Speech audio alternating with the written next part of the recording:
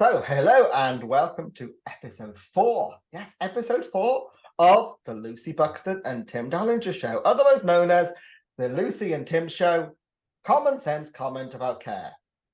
In this episode, Lucy and I are going to discuss a hot topic.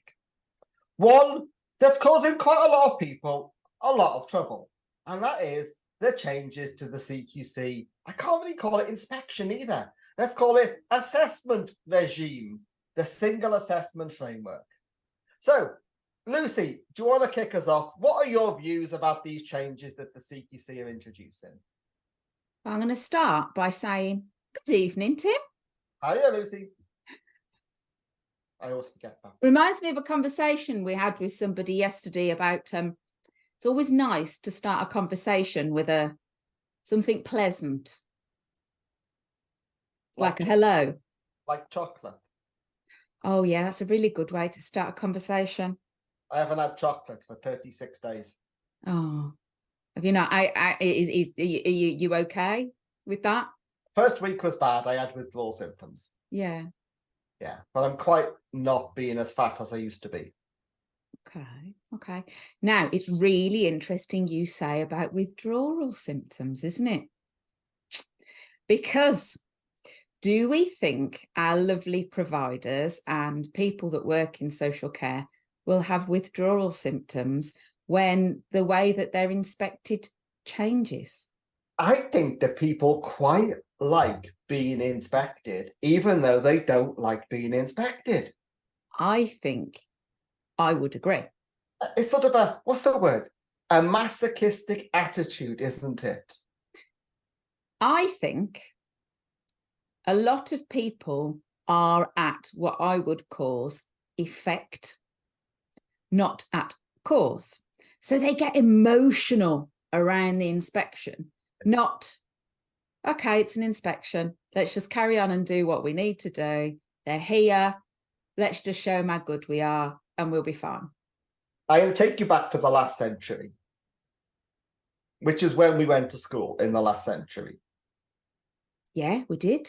Lucy's trying to work that out then, but it wasn't. I had to look then. Did you see? I was looking along a timeline to find out when I went to school. Football visual memory because you looked up.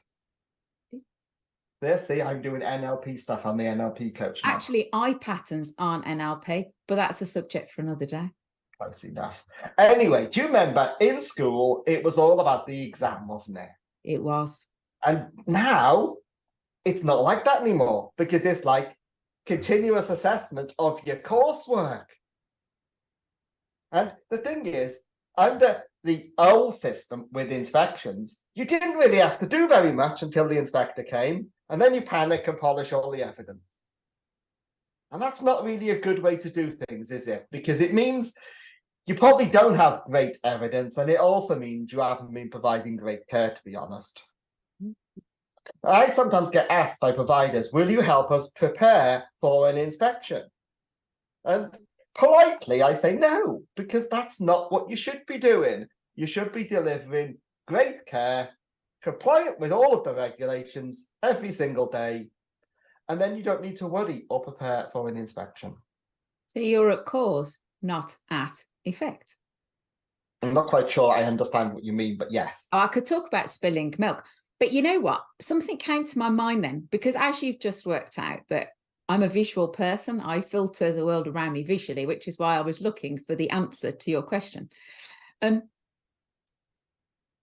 other thing about CQC inspections and how everybody runs around on the day, everybody jumps in the car and goes to the surface and is like, I'm here, I've got my cape on, it'll all be all right now.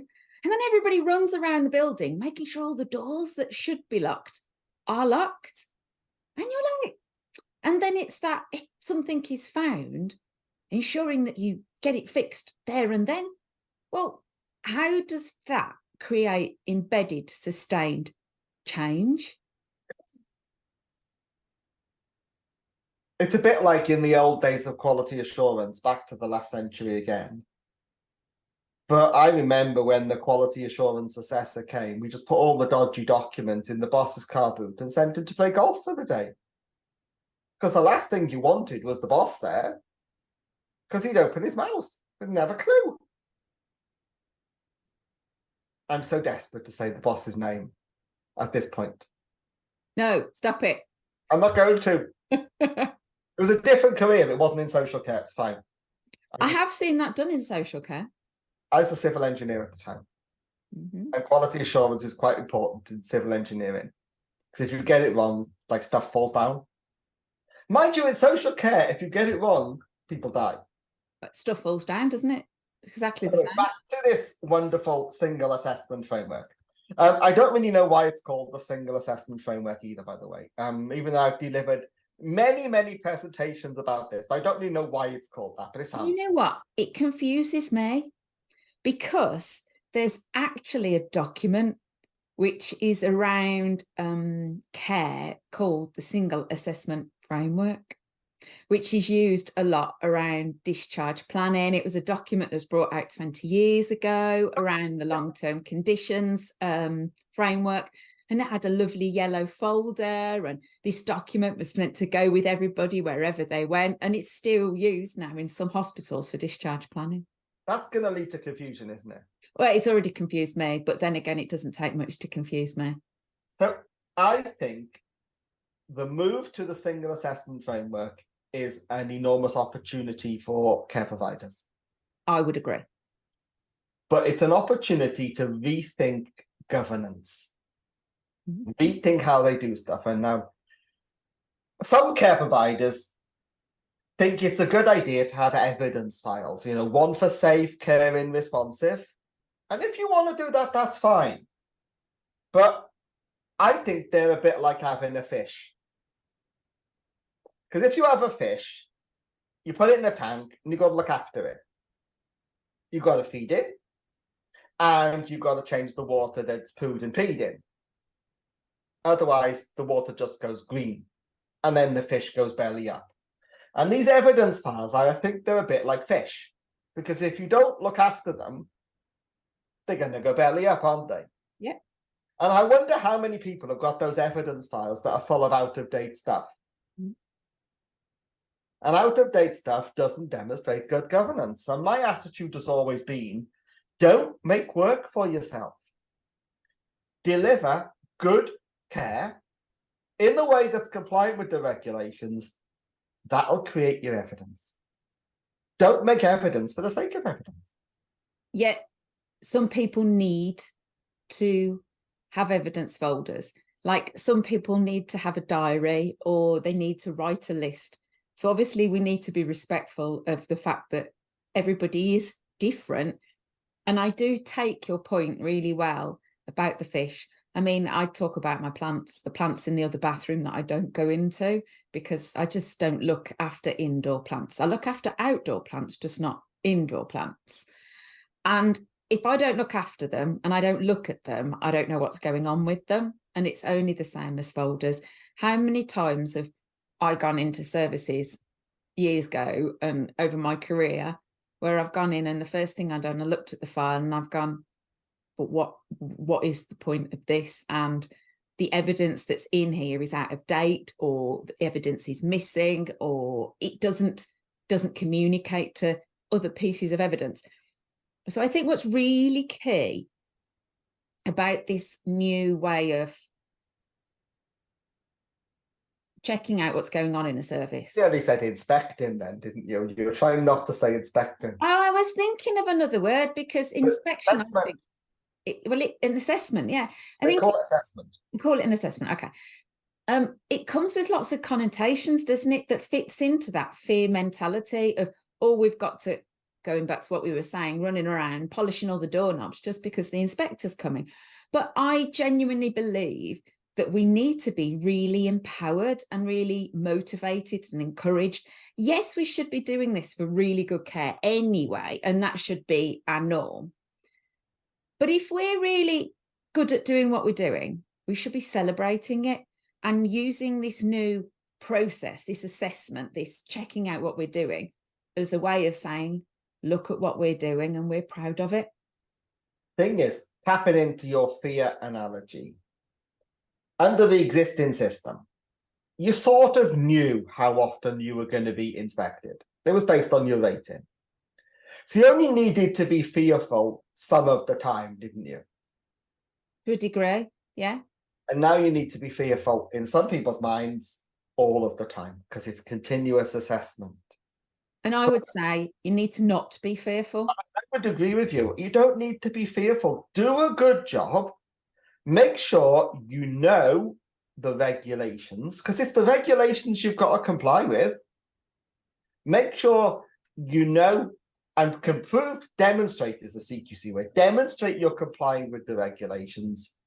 The evidence will create itself. And if you like to put it in a file, put it in a file, but like your fish, look after your fish. Otherwise, your fish is going to go belly up. And fundamentally, the regulations haven't changed. They have not changed. No. So actually, as long as you are giving the fabulous care that you were giving last week before the new assessment way of working happened in your area, or in a few months' time when it happens in your area, actually, you know what? You'll be fine. Yeah. But if you weren't doing great care last week, now's the time to start looking at how you do care. Because if you weren't giving great care, when you are assessed and asked to submit information and evidence, and remember, it's not all going to be submitted by you, it's going to come from lots of sources, then that not so great care that you're providing is going to be discovered. And you're going to get scores on the doors that you don't like. And they'll happen quicker. The changes will happen quicker. So whereas you might have been waiting, I don't know, a couple of months or so for a report, your rating could potentially change very quickly. And that could lead to a mass exodus of people that you support, of staff. So it is a little bit onerous for care providers, but for good care providers, don't panic. It's an opportunity, to excel, to stand out. And also, what if it's actually not onerous? What if that lovely evidence that you've got, that, I don't know, you've just taken somebody on their wish that they wanted to do, you want to really submit something that's really fabulous, and you've got your risk assessment and you've got all your consent forms and you've got all your MCA and everything else that goes with it, you've got all your ducks in a row, and you submit it and say, look what we did, it's fabulous. Actually, that's only the stuff you'd put in a folder. What I would say to do is, though, if you do something like that, I say you should write that up as a case study. Yeah. But not write it up because you want to create evidence for an assessment. Write it up because, first of all, it demonstrates good practice. There's loads of things you can replicate there. But also, you could use that for marketing your service. You could put that, obviously anonymize it, but you could put that in your marketing material. Because people like case studies that they can identify with. And that is good evidence, isn't it? And to use a word you see quite often in the CQC PIR, what was the impact of what you did on the lives of people? And that's something I think care providers need to focus on. What is the impact of doing this? Don't do things just for the sake of doing things. Do things that they have a positive impact on the lives of people. And do you know, some of the people the social care sector supports, it's the last few years of their life. And we've got a duty to make it as good as we possibly can do. And make that impact a positive one, because if it's less positive, that impact will definitely impact the person, but not only that, all of their loved ones. And potentially it could be that leaving that bitter taste in their loved ones' lives, so it's got to be positive. It's like Boris Johnson's been at the COVID inquiry today, hasn't he? There's most definitely a very bitter taste in the in the lives of some of the people that lost loved ones in care homes during COVID. And that's never going to go. They'll take that with them to their dying day.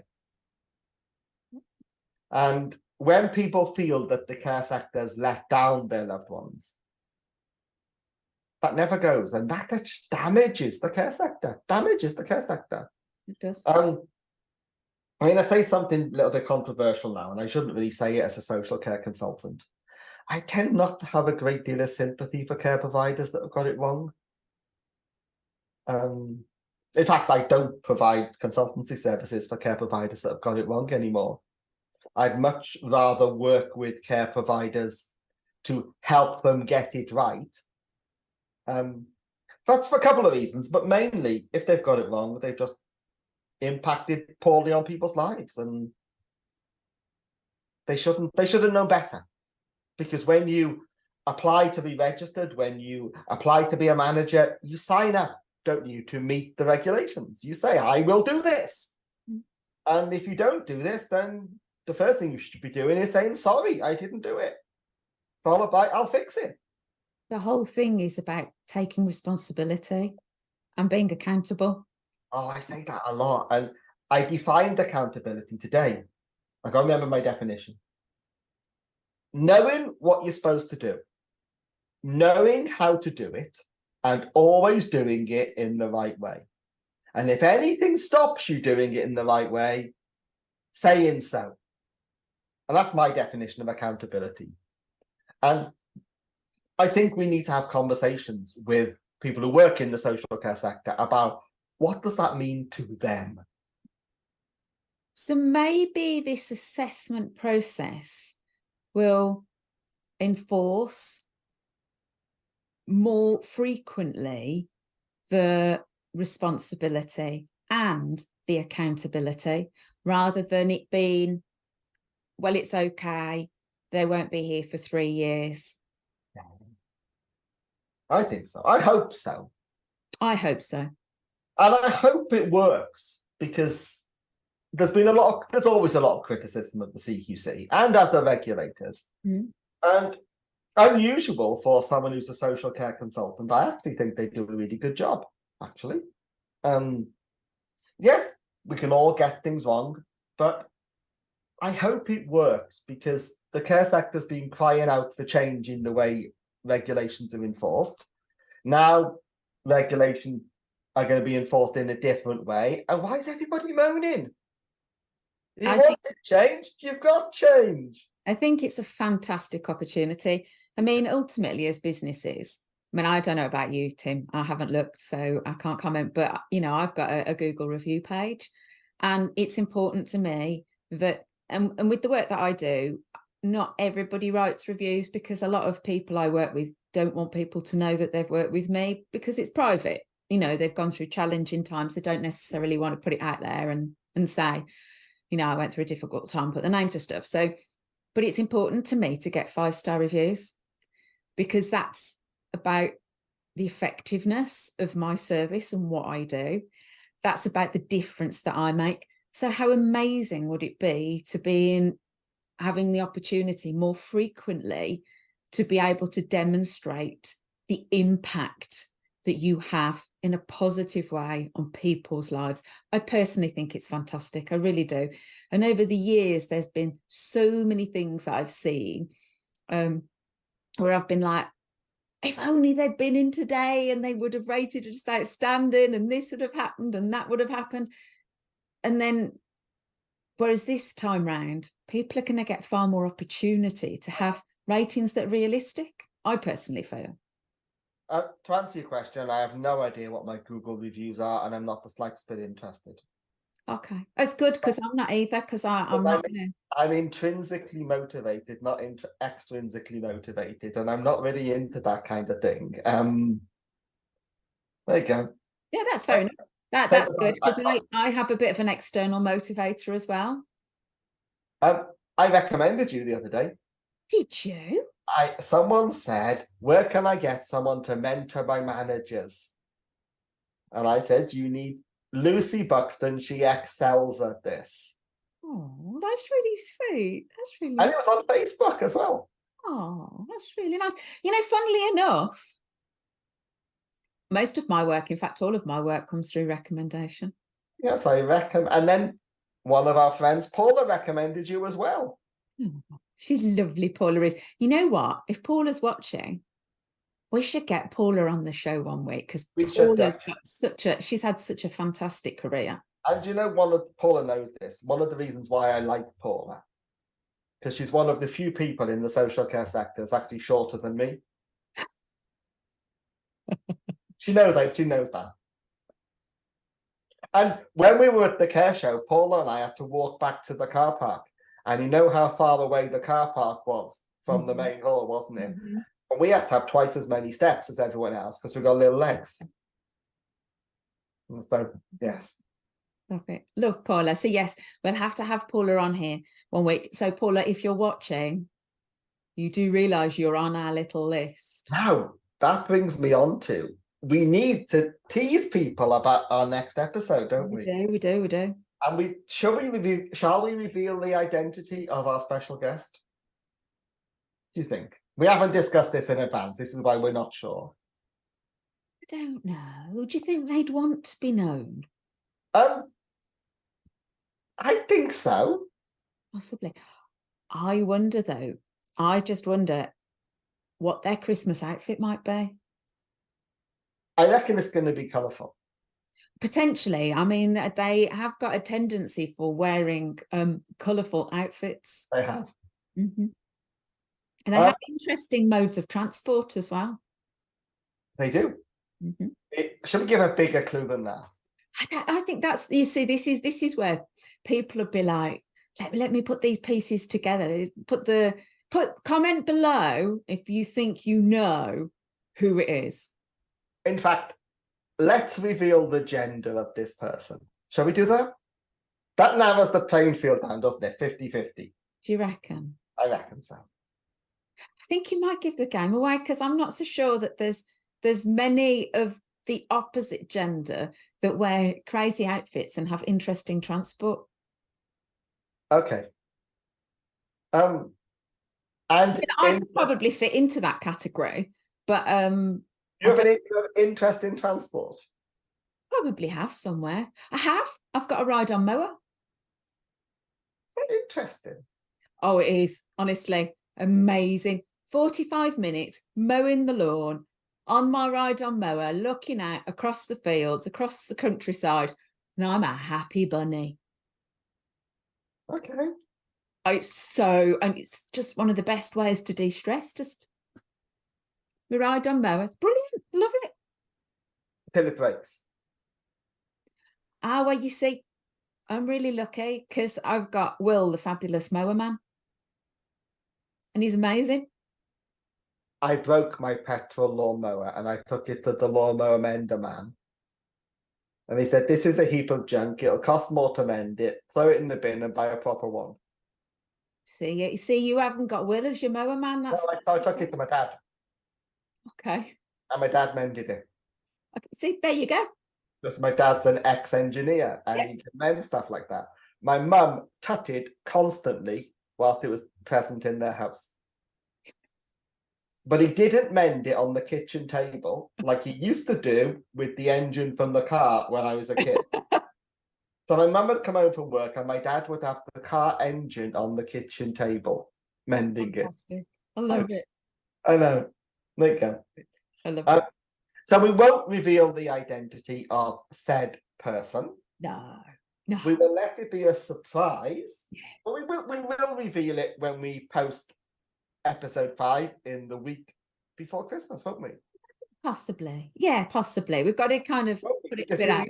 They'll be in it. I nearly said it then. You have to edit that bit out. Oh, no, you're all right. I was probably talking over you anyway. So we do that. Right. Shall we conclude by saying that we think the CQC single assessment framework is a wonderful opportunity for care providers? Yeah, absolutely. However, if we've got any viewers in other countries like Wales or Scotland or Northern Ireland, we realise this episode wasn't really for you. So you'll just have to take from it that we talked about ride-on mowers and fish going belly up in tanks. Yeah. I think most of what we've said is applicable to services registered in other parts of the UK with different regulatory frameworks. Yeah. But we usually try not to do something which is CQC specific. But we felt that we needed to jump on the bandwagon if we're interested in modes of transport. If anyone is, do you know what worries me as well? There's lots of people that are trying to feed the panic, aren't they? Oh yeah. As a marketing tool. Completely. I'm gonna have a rant now. I just think scaring people as a form of marketing is just low down, isn't it? Well, I'm going to come at it from another perspective, in the fact that we're a sector that has been through hell and back these last however many years. And there are so many people that are they're just terrified anyway. And they've got so much fear, anger, sadness, hurt that they've not been able to process because of what they've been going through, the fact that they have to keep going and it's stored in their brain. So actually all we're doing is stressing people out further. Traumatize the traumatized. Yeah, it is. It's just further trauma. Because that's the tactic, isn't it? Let's scare them so they panic buy into the caped crusader, the caped consultant who's going to sort them out. Scarcity mindset.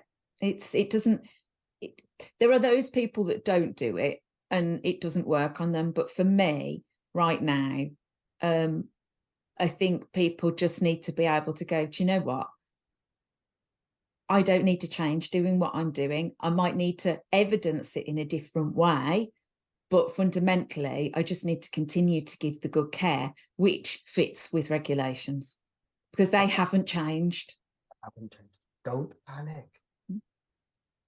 I think that's our message, isn't it? Don't panic. Don't panic. There's nothing to be achieved by it. And I would actually say, I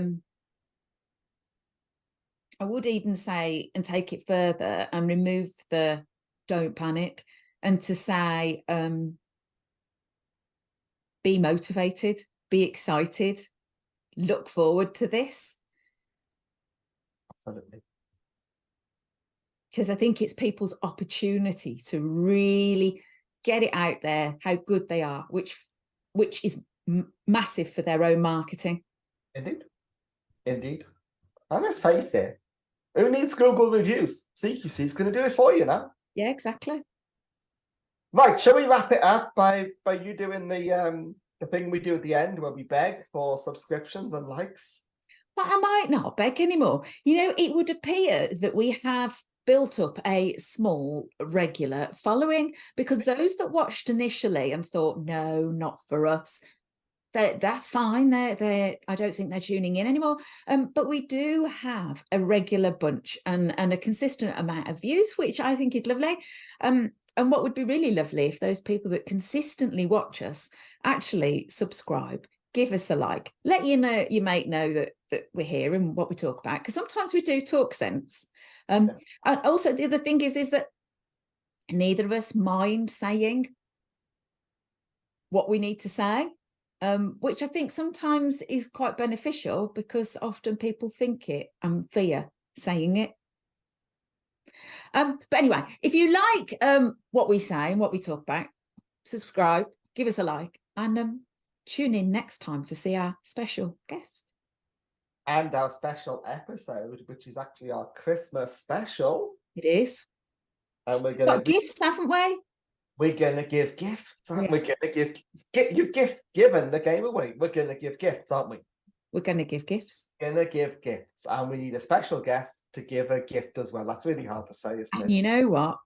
I think potentially, when you get given the gift from Auntie at Christmas and you're just like, I really didn't want this gift.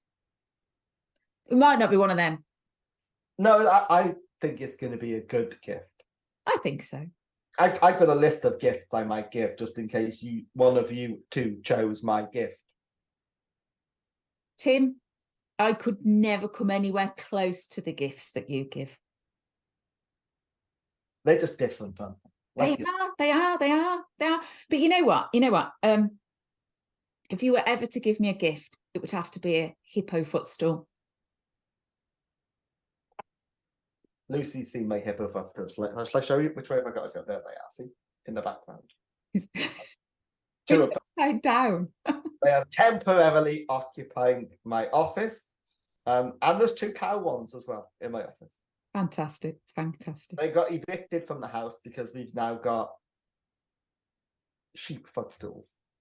Amazing, amazing. I'm going to go and Google sheep footstools now. You need to Google. I'm going to give them a thingy. What's it called? Shout out. Google Umoo. Google Umoo. EWEMOO. Okay. Footstools made in Wales, in Ystrad Gynlais, in South Wales. Okay. Umoo. EWEMOO. Umoo. Maybe I'll just have to tag them or something below. Well, they probably really Is like that what YouTube people do? It's a really small family business started by a farmer's wife after she hurt her back and she had to do something. And now they employ about 20 people. And they even had them in John Lewis and Harrods and Selfridges and stuff like that. So this tiny, literally kitchen business ended up, they now employ all of these people on this industrial estate in Ystrad Gynlais. And you can even go to the Umoo factory and you can buy a Umoo from where it was like born. So you're telling me when the farmer moves the sheep from the field at the back of mine and I have no more sheep to chat to, I can actually have my own sheep? You could, but you could also, they do a bull one as well and a pig one, and the pig one's pink. It's sheep country where I live. So we don't have pigs and we don't have cows, but we have lots of sheep. We've actually done our first advert spontaneously. That's amazing. That's amazing. As influencers. I don't know what we're influencing. I don't know whether it's a positive influence. I have to ask your son if we're now influencers because we did an advert. I know. Actually, you know, I don't know whether my son's an influencer. I mean, he's got over 170,000 now on his channel. So I don't know what you need to be classed as to be an influencer. I don't think I'd want to be one. I don't think we've even got 17. No. But you know what? I'm fine with that. I'm fine. I'm okay with that. Anyway. Well, so we've done the begging bit. Please like and subscribe. The more you do that, the quicker the videos upload. They do. It takes them a lot less time. Hello. And, you know, maybe in 10 years' time, it'll upload in less than 6 days. Yeah. Right. So we're going to conclude. We will see you in a couple of weeks when we do episode 5 with our special guest. I will be wearing a Christmas jumper. I've got a Christmas jumper too. Did you buy it specially? No, I've had it for years. Okay. Mine was specially purchased. It's just a swat, aren't you, Tim? I need it for Monday. Okay. So it's going to be worn twice. Okay, fair enough. Switch to recording off. That's enough of this drivel. Catch you later. Bye-bye.